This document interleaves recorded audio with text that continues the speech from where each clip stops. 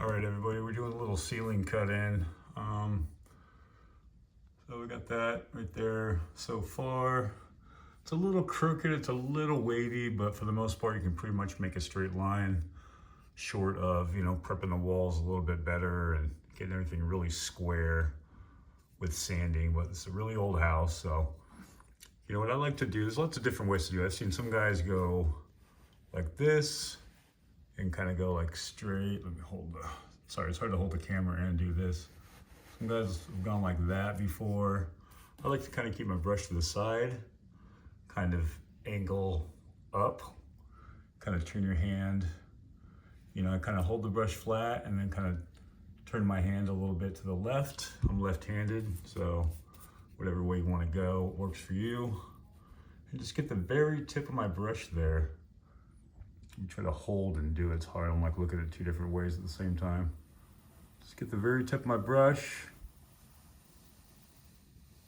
Just kind of go along. So I dipped my brush in the paint bucket I'm cutting in out of. I like to lay a little bit off the wall and then at the very tip of it, just kind of drag along.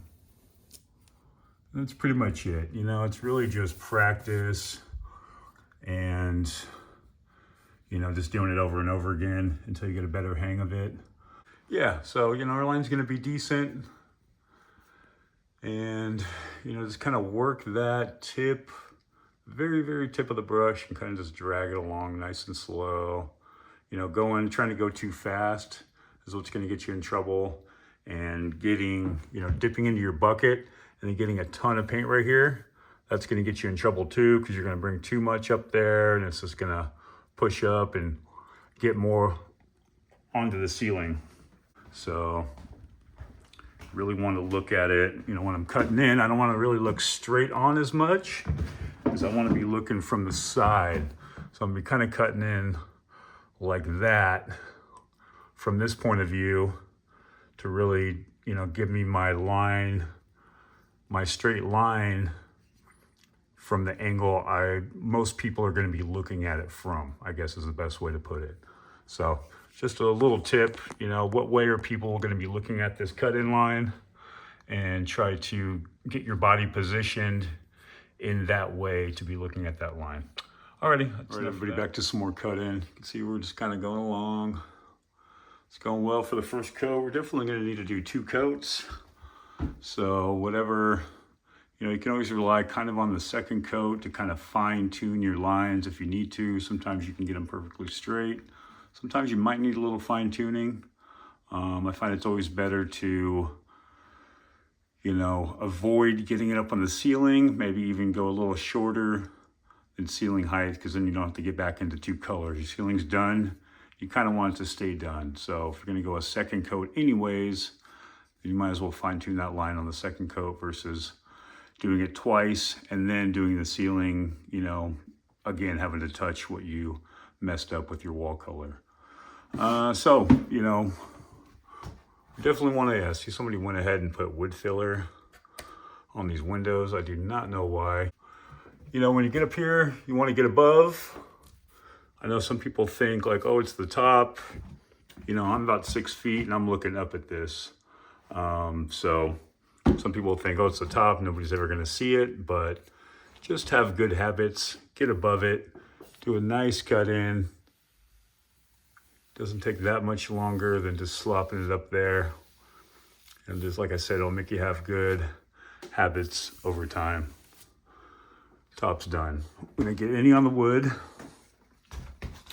And then I was gonna kind of do a little quick demo on the side. A lot of times with the trim, you have a little bit of a gap, so it's actually a little bit easier than doing trim that's painted. The wall and the trim are both painted. This has a tiny bit of a gap. Some of them are really tight. It kind of depends on the carpenter, depends on the drywall finish, depends on the framing of the house, how tight these are going to be to the wall. Most of the time, they're going to be fairly tight within around, a 1/16 of an inch. So same thing, kind of just take it, turn my brush, And on these, I kind of just let it fall. And I kind of let gravity, instead of me going down, I kind of just put it in the position and just kind of let gravity take its course. Kind of just let it fall. Let it fall. Sorry, it's hard to do that while you're holding a phone. I'm trying to look through my video and I'm looking at my cutting at the same time. It's a little tough. So lay a little bit off. You know, you dip your paint, get rid of some here, and then I turn. So I'm straight on. Hold your brush like this. Turn, I'm straight on. Kind of let it fall. Oh, it's kind of messed up. Kind of let it fall. Let me go ahead and do it for the right-handed folks as well.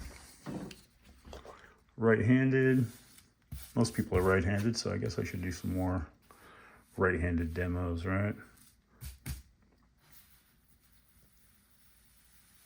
Just kind of let it fall. Let it fall.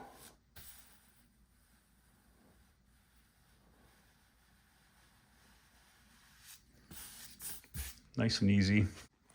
And if you do happen to get a little bit of paint on your trim, something real simple you could do.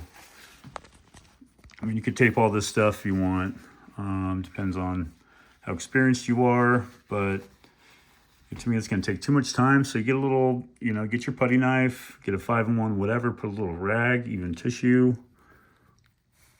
Just kind of go down. I didn't really get much on there, so you can't really see, but just take it, stick the corner on there, and just kind of rub it down. If you're really unexperienced, maybe just tape it off, be safe. If you're gonna plan on being real careful, go ahead and have at it, you know, and just take your time and do a good job. So there's the side.